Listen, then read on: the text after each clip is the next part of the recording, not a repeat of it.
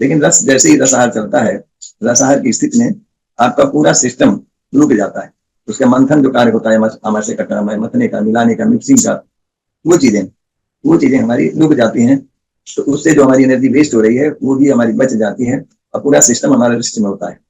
और रेस्ट में होने की वजह से फाइबर जा नहीं रहा है, किसी प्रकार का फाइबर नहीं जा रहा है, तो हाथों में किसी प्रकार की रोच है, स्क्रेचेज है, कहीं भी कुछ भी है, वो उसका भी हीलिंग शुरू हो जाती है, और हमारा पूरा सिस्टम सिकुड़ने लगता है। हमारे से जो फैला हुआ है, थोड़ा खाने से सेटिस्फेक्शन नहीं होता है, तो जब तक फुलफिल नहीं होता तब तक संतुष्टि नहीं मिलती है। तो इसलिए जो है हमारे भी हमारा जो ब्लैडर फूला हुआ है, समझ जो फूला हुआ फैला हुआ है, उसका भी फैलाव धीरे धीरे सिमटना शुरू करता है।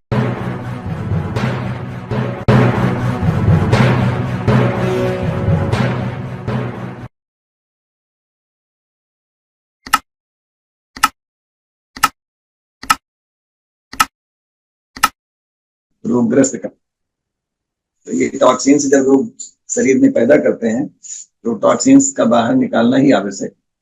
टॉक्सिन्स तभी बाहर निकलता है जब हमारी ब्लड में फोर्स इतना हो कि वो निकालने में समर्थ हो सके। हीमोग्लोबिन पर्याप्त होना चाहिए, आरबीसी पर्याप्त होना चाहिए, तो ये चीजें, क्योंकि देखते हैं आप, जो भी जब भी बीमारी होती है तो आपका हीमोग्लोबिन डाउन होने लगता है। जब हीमोग्लोबिन डाउन होने लगता है, डाउन हो जाता है, तो कोई भी रोग है वो बढ़ता है, घटता नहीं है। रोग जो है कोई भी हो, वो बढ़ता है, घटता नहीं है। अगर किसी को जरा सी चोट लगी है, घाव हो गया है, उसकी हीलिंग जल्दी नहीं हो रही है, इसका मतलब ब्लड में कहीं कहीं इम्प्योरिटीज हैं।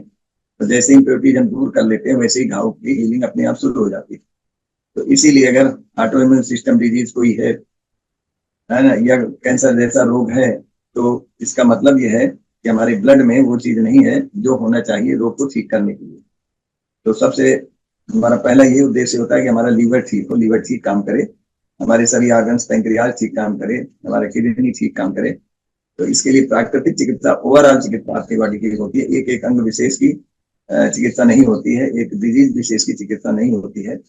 बस यही है कि उसको प्रॉपर डायग्नोज होना बहुत जरूरी है, लेकिन किस वजह से हमारे शरीर में ये प्रॉब्लम आई।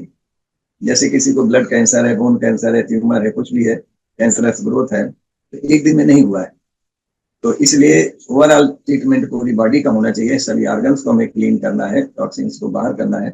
जैसे जैसे टॉक्सिन्स बाहर होते जाएंगे, आपका रोग अपने आप ठीक हो जाएगा। कितना भी महारोग है, लेकिन अगर उसकी इम्यूनिटी थोड़ी भी तेज है, तो धीरे धीरे वो रिवाइव कर जाता है।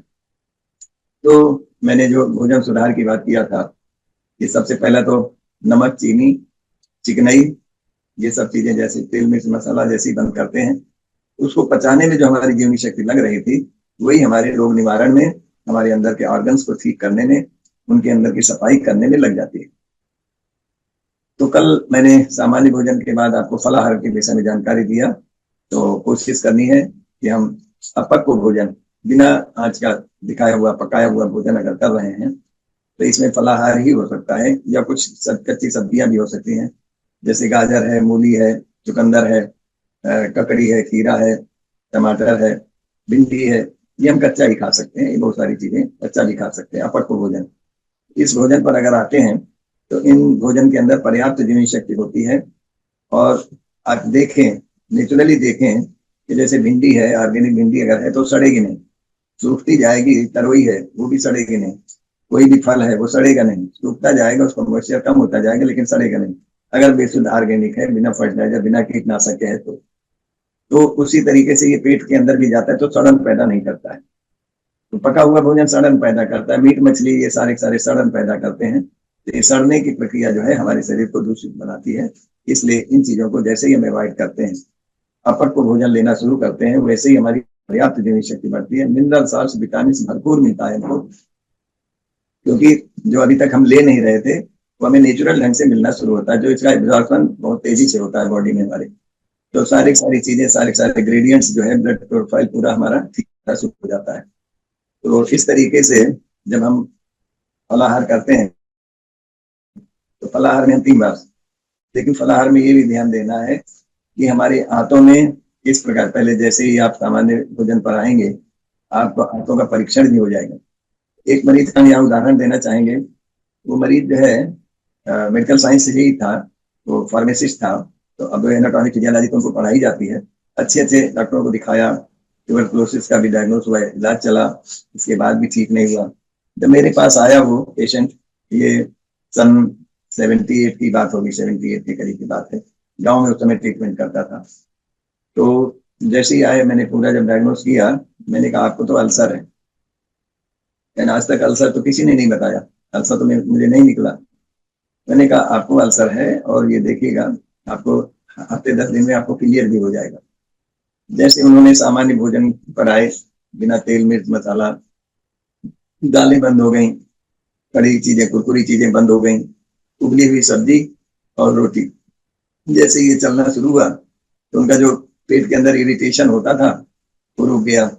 स्टूल जो बंधा हुआ कभी नहीं होता था, स्टूल बंधा हुआ होने लगा। तो उनको जो है, जो म्यूकस उस तरीके से पहले जाता था, फिर देखा कि स्टूल के आसपास हार्ड स्टूल है, फिर म्यूकस आसपास जो है स्टूल के आसपास लगा हुआ, और उसके साथ पस आता, मतलब पस और रेड ब्लड सेल से भी हल्का हल्का ब्लड लग करके आता था।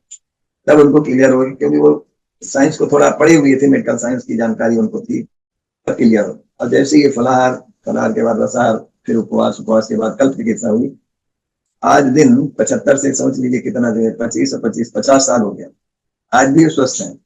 कहने का तात्पर्य यह है कि एक बार अगर प्रॉपर डायग्नोसिस हो जाए, प्रॉपर ट्रीटमेंट हो जाए, तो लॉन्ग लाइफ आपका जीवन अच्छा रहेगा, स्वास्थ्य अच्छा रहेगा। तो यहाँ फलाहार के बाद रसाहार की बात पर आ जाते हैं। अब फल में तो आपको आमाशय को भी काम करना पड़ता है, लीवर पैंक्रियाज को तो काम करना ही पड़ता है, और आंतों को भी काम करता है, एलिमेंट्री कैनाल आपकी इन्वॉल्व रहती है उसमें। तो उस समय रेस्ट की स्थिति नहीं होती है अंदर के सिस्टम को, लेकिन यह है कि लीवर के ऊपर लोड नहीं रहता है, इसलिए अपनी लीवर अपनी रिपेयरिंग करना शुरू कर देता है। किडनी को भी उस तरीके की चीजें नहीं जाती हैं जिनको कि फिल्टर करने में दिक्कत हो, और उसके अंदर जो कचरा उसकी सफाई ना हो और बढ़ता रहे। तो इस तरीके से हमारा लीवर पैंक्रियाज, जहां जहां भी कचरा है, वो काफी हद तक फलाहार में ही ठीक हो जाता है। लेकिन रस जैसे ही रसाहार चलता है, रसाहार की स्थिति में आपका पूरा सिस्टम रुक जाता है। उसका मंथन जो कार्य होता है, आमाशय का काम है, मथने का, मिलाने का, मिक्सिंग का, वो चीजें हमारी रुक जाती हैं। तो उससे जो हमारी एनर्जी वेस्ट हो रही है वो भी हमारी बच जाती है, और पूरा सिस्टम हमारा रेस्ट में होता है। और रेस्ट में होने की वजह से फाइबर जा नहीं रहा है, किसी प्रकार का फाइबर नहीं जा रहा है, तो आंतों में किसी प्रकार की रोच है, स्क्रेचेज है, कहीं भी कुछ भी है, वो उसका भी हीलिंग शुरू हो जाती है, और हमारा पूरा सिस्टम सिकुड़ने लगता है। हमारे से जो फैला हुआ है, थोड़ा खाने से सेटिस्फेक्शन नहीं होता है, तो जब तक फुलफिल नहीं होता तब तक संतुष्टि नहीं मिलती है। इसलिए जो है आमाशय भी हमारा जो ब्लैडर फूला हुआ है, स्टमक जो फूला हुआ फैला हुआ है, उसका भी फैलाव धीरे धीरे सिमटना शुरू करता है। तो इसके साथ साथ छोटी आंत हो गई, बड़ी आंत हो गई, वहां भी जो मल रुका हुआ है उसमें भी परिवर्तन होता है, वो भी सिकुड़ने लगती है, आंतें भी सिकुड़ने लगती हैं। उनकी जो शेप डिफॉर्मेशन हो गई है, कहीं पिचकी हुई है, कहीं फैली हुई है, कहीं पिचकी हुई फैली हुई है। तो आप देखेंगे जब भी पेट में गैस बनती है, एक जगह गैस बन रही वहां मल है, तो वो उस स्थान पे फुलाव आ जाता है आंतों में, तो डिफॉर्मेशन हो जाती है, आंतों की डिफॉर्मेशन होती रहती है। तो ये रेगुलर शेप में ना होकर के इस तरीके से शेप होने लगती है, छोटी आंत की, बड़ी आंत की। तो वो वहां से भी कचरा फिर वो सूखने लगता है, मल सूखने लगता है, क्योंकि अब फाइबर जा नहीं रहा है, तो उसके लिए कोई उस तरीके का काम है नहीं। अब केवल लिक्विड जा रहा है, लिक्विड जा रहा है, ये सारे के सारा जो है हमारा सिस्टम एकदम से सिकुड़ना शुरू हो जाता है। और जहां कहीं भी इस तरीके की चीजें हैं, वो फिर धीरे धीरे, और इस स्थिति में भी देखें, एक जैसे कोलाइटिस का मरीज थे, इंजीनियर साहब थे, उनको 20 साल से कोलाइटिस की प्रॉब्लम थी, और उन्होंने जैसे ही ये चिकित्सा शुरू किया, चिकित्सा शुरू होने के बाद जब फलाहार रसाहार चला, तो जिस तरीके से मोशन पहले होता था प्रतिदिन काफी मात्रा में, उतनी मात्रा में रसाहार में भी निकला, और उपवास जब चला तो उस स्थिति में भी मल उनका विसर्जन होता रहा उतनी मात्रा में। तो उन्हें बड़ा आश्चर्य होता था, तब उनके दिमाग में आया कि अरे हम तो खा रहे थे, रोजाना मोशन हो रहा था, और ये कहाँ भरा हुआ है। तो नेचर जो भी हमारा काम अंदर फिर काम करती रहती है, तो धीरे धीरे वो अंदर जो है मल जो भरा हुआ है, रुका हुआ है, वो सब निकलने लगता है, तो हमारा सिस्टम पूरा जो है सूखने लगता है। अब इसके बाद जैसे ही हम रसाहार पे आते हैं, तो ये सारे सारे पूरे, मतलब आपको मिनरल्स और विटामिन तो मिल रहे हैं, जैसे अंजीर मुनक्के का जूस है, गाजर चुकंदर का जूस है। ये जूस जैसे ही हम लेना शुरू करते हैं, तो इसके अंदर पूरा हमारा फ्रुक्टोज भी मिल रहा है, ग्लूकोज भी मिल रहा है, तो लीवर को पूरी एनर्जी भी मिल रही है, कोई विशेष कमजोरी नहीं आती। लेकिन अनावश्यक जो फैट बॉडी के अंदर बढ़ा हुआ है वो हमारा कम होना शुरू हो जाता है, अनावश्यक फैट। तो इस तरीके से रसाहार में हमारे पूरे सिस्टम को रेस्ट मिलता है, लेकिन मिनरल्स और विटामिन बॉडी को जो जरूरत है वो मिलती रहती है, जिससे हमारा हीमोग्लोबिन ब्रेक ना हो, हीमोग्लोबिन कम ना हो। तो इस तरीके से ये जब चलते हैं, जैसे मैंने एक दिन शायद ब्लड कैंसर के विषय में बताया था, 3 ग्राम हीमोग्लोबिन का, जैसे ही 4 बार तुरंत मैंने जो है सारा भोजन बंद करके उसको फलाहार और चीजें नहीं किया, मैंने तुरंत अंजीर मुनक्के के जूस पे रखा, क्योंकि कुछ चीजें हजम नहीं होती थी। 3 ग्राम हीमोग्लोबिन था, जैसे अंजीर मुनक्के के जूस पे उसको मैंने 4 बार रखा, वैसे ही विदिन 10 डेज उनका 3 से हीमोग्लोबिन 10 पहुंच गया। तो ये क्या हुआ कि उसको जो पचाने में एनर्जी वेस्ट हो रही थी वो रुक गया, और दूसरा जो उसका हीमोग्लोबिन अपने आप जो है लीवर की स्थिति अच्छी होने लगी, और इसके बाद वो कैंसर से अपने आप को उसने मुक्त कर दिया।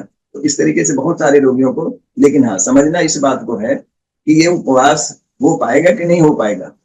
कभी कभी ऐसे कुछ रोग होते हैं डिटोरेशन बहुत तेजी से होता है, उसको संभालना बड़ा मुश्किल होता है। जैसे एक मरीज अभी आया लीवर सिरोसिस का, एसाइटिस भी था, पेट भी फूला हुआ था उसका, और मतलब मेडिकल साइंस का मानना था कि 5-7% या लीवर शेष बचा है, बाकी सारा डैमेज हो गया है, और बिल्कुल पूरी बॉडी काली पड़ चुकी थी उसकी, इतना टॉक्सिन्स बॉडी में अंदर था। एसाइटिस, पेट फूला, सीधे सांस नहीं ले पा रहा था, उस स्थिति में आया था। जब इलाज शुरू हुआ, इलाज के बाद जो है 1 सप्ताह सामान्य भोजन पर, बिल्कुल नमक चीनी सारा बंद, केवल उबली हुई सब्जी और दलिया। इसके बाद मैंने अंजीर मुनक्के के जूस में उसको रखा, और आज अंजीर मुनक्के का जूस उसको चला होगा कि 20-25 दिन। इसके बाद फल पे आया तो सारा एसाइटिस भी उसका ठीक हुआ। जब टेस्ट कराया गया तो लीवर सिरोसिस उसका ठीक हो चुका है, आज करीब 4 महीने हो रहे हैं उसको, आज उसका लीवर सिरोसिस एकदम ठीक। कहने का तात्पर्य ये जो चीजें हैं, फलाहार, रसाहार, उपवास, इनको बहुत गंभीरता से सीरियसली लेना, और ये सोचना कि हम खाना नहीं खाएंगे तो जिंदा कैसे। आपके 1.5 महीने अगर भोजन का इंटेक नहीं हो रहा है, कुछ भी इंटेक नहीं हो रहा है, पानी का हो रहा है या नींबू का हो रहा है, थोड़ा सा इंटेक हो रहा है, तो आपका शरीर कुछ भी बिगड़ने वाला नहीं है, सुधार ही सुधार होना है। तो ये रसाहार में हमारा सिस्टम को पूरा रेस्ट मिलता है, और सिस्टम में रेस्ट मिलने के साथ हमारे अंदर के सारे टॉक्सिन, हाँ रसाहार के समय जैसे ही मल विसर्जन हमारा रुक जाए, कॉन्स्टिपेशन होने लगता है, स्टूल पास नहीं होता है क्योंकि फाइबर जा नहीं रहा है, तो वहां जो है जो कमजोरी है, कोलन के अंदर कमजोरी, तो सेंसेशन ही नहीं लगता है, उस समय फिर एनीमा देने की जरूरत होती है। एनीमा साधारण सा पार्ट आता है, एक ट्यूब होती है, नोजल होती है, आप आराम से लेट जाते हैं और कोशिश करें कि आप दाहिनी करवट लेते, जिससे आपका कोलन वाला हिस्सा ऊपर रहेगा। जैसे ही आप दाहिने पैर को आप सीधा रखें, बाएं पैर को मोड़ लें, इस पोजीशन पे अगर लेट रहे हैं, और एनएस पे को लगा करके, पानी उसमें रेगुलेटर भी रहता है, और गुनगुना पानी, जितना मैक्सिमम बर्दाश्त हो जाए उतना पानी, क्योंकि हमें बड़ी हाथ की सफाई करनी है, इसलिए गुनगुना पानी। अगर किसी प्रकार का बैक्टीरियल इन्फेक्शन वहां पहले से है, एनीमा वगैरह है, तो नींबू निचोड़ करके छान करके उसमें एक नींबू का जूस मिला सकते हैं। या अगर बहुत ज्यादा पहले से ही कॉन्स्टिपेशन है, मल इतना रुका हुआ है कि आंतें पूरी भरी हुई हैं और निकल नहीं रहा है, उस स्थिति में कैस्टर ऑयल, उसी ट्यूब में पहले कैस्टर ऑयल डाल देते हैं, डालने के बाद उसको जो है अंदर जाने देते हैं एनएस के माध्यम से, कैस्टर ऑयल जाता है, फिर गर्म पानी जाता है, हाथों में अंदर मल का फुलाव कर देता है, और फुलाव के बाद जैसे ही आप पूरा पानी चढ़ जाता है, फिर आपको प्रेशर भी महसूस देता है, हल्के से क्लॉकवाइज, एंटी क्लॉकवाइज, थोड़ा सा इसको पेट को घुमा लेते हैं, हाथ से सहला देते हैं, थोड़ा हल्का सा थपथपा लेते हैं, वाइब्रेट कर देते हैं, तो जो चिपका हुआ मल है वो भी आपका उखड़ जाता है। और इसके बाद जब मोशन जाते हैं तो देखेंगे गुटके निकल जाते हैं। पूरी हाथों की सफाई, एक बार बैठने से काम नहीं चलेगा, तो दोबारा भी जाना पड़ेगा, तो कोई चिंता की बात नहीं है, पेट एकदम बढ़िया से साफ हो जाता है। फिर तो आपको नींद इतनी अच्छी आती है कि जिसको सारा का सारा आपका मतलब जो तनाव है शरीर का, मन का, वो एकदम ठीक हो जाता है कि अरे यही तो बीमारी का कारण होता है। तो इस तरीके से रसाहार के माध्यम से हम अपने सिस्टम को रेस्ट देते हैं। अब रसाहार के बाद हमारा जो उपवास का है, उपवास तो बहुत ही महत्वपूर्ण प्रक्रिया है, इसी को ब्रह्मास्त्र कहा गया है। सारे के सारे विश्व के जितने भी प्राकृतिक चिकित्सक हैं, अन्य भी साइंटिस्ट हैं, वो लोग भी जान रहे हैं कि अगर हम इस सिस्टम को रेस्ट दे दें तो निश्चित रूप से हर चीज अपने आप ठीक होती है, रेस्ट ही नहीं देते। अभी एक मरीज का जो इलाज चल रहा है, उसको था, लंग्स फाइब्रोसिस, उसकी खांसी रुकी नहीं रही थी, खांसी रेगुलर थी, बिल्कुल रेगुलर, जबरदस्त। और उसको मतलब बीपी भी बढ़ा हुआ था, ये सारी सारी स्थिति। तो अभी करीब 1 सप्ताह से उसको मैंने रसाहार कराया है।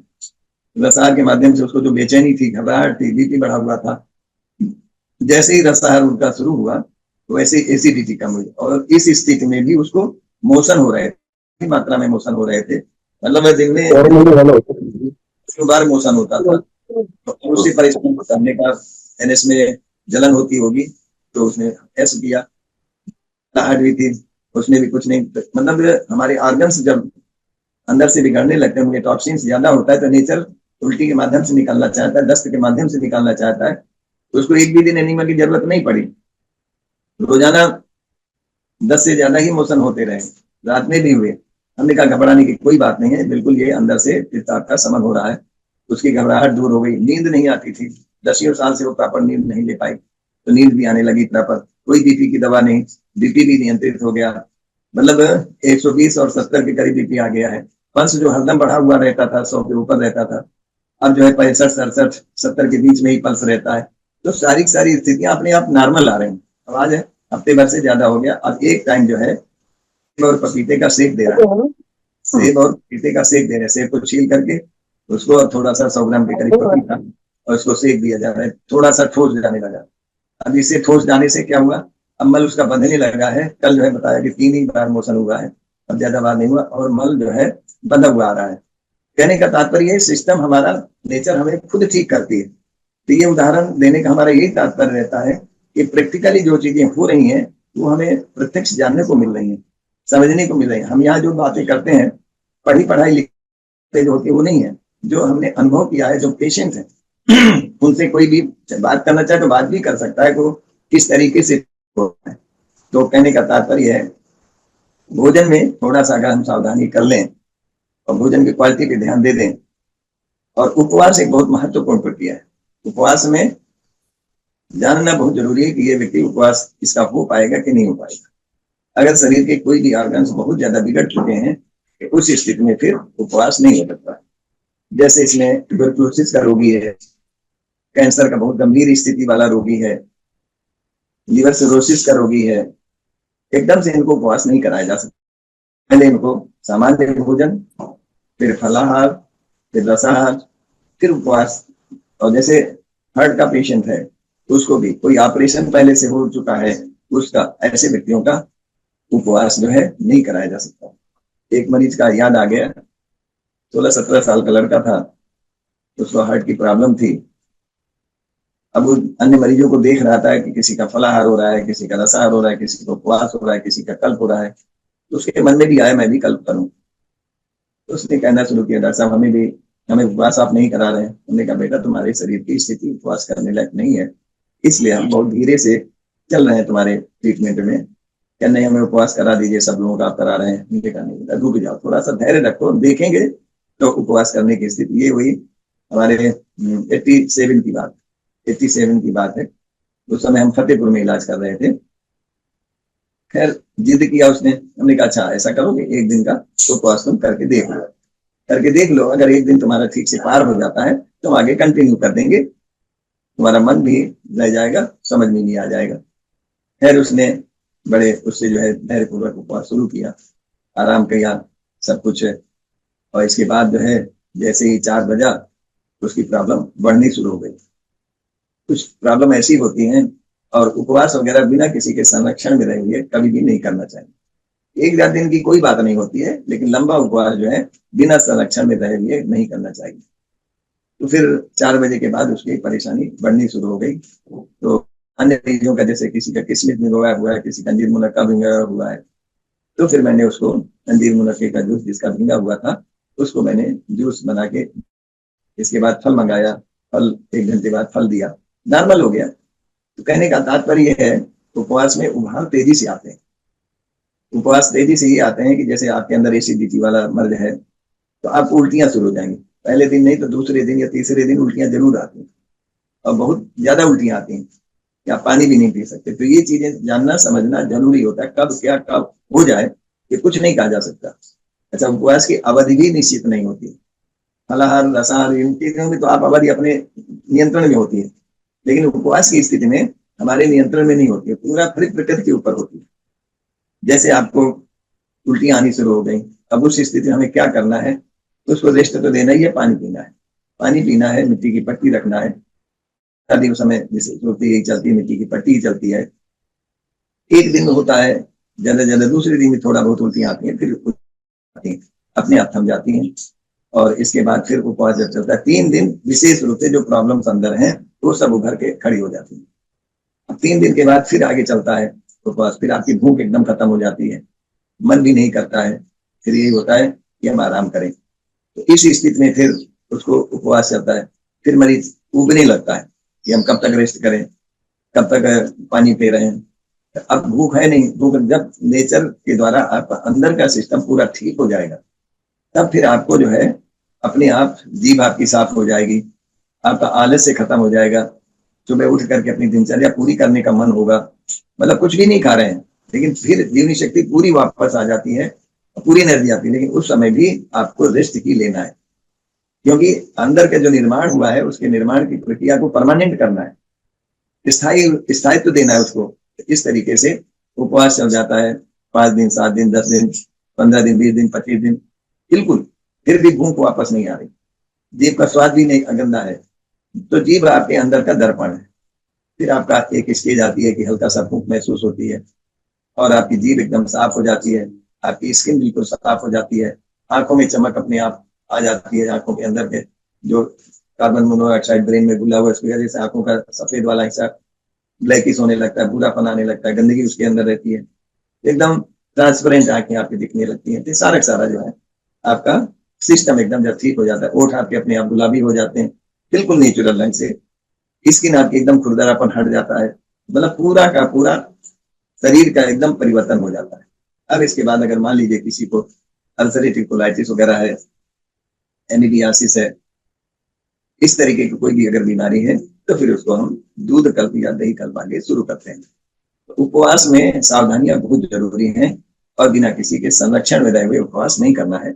एक आध दिन की बात अलग है कि एक दिन का आपने उपवास किया, लेकिन उपवास एक दिन के उपवास में भी ये चीजें आती हैं कि उल्टियां आपको आ सकती हैं, सर दर्द आपका बढ़ सकता है। उस स्थिति में भी आपको कुछ ना कुछ खा लेना है, खाली पेट नहीं रहना है। खाली पेट एसिड का प्रकोप ज्यादा होता है, एसिड के प्रकोप की वजह से माइग्रेन होना स्वाभाविक है, क्योंकि एसिड ऊपर की ओर चलता है, जी मिचलाहट होती है, उल्टी भी आने का मन होता है। उस समय अगर उल्टियां, पानी पी लें गुनगुना पानी, तो उल्टी अपने आप हो जाती है, तो पित्त की अंदर के जो पित्त है हमारे में वो निकल जाता है।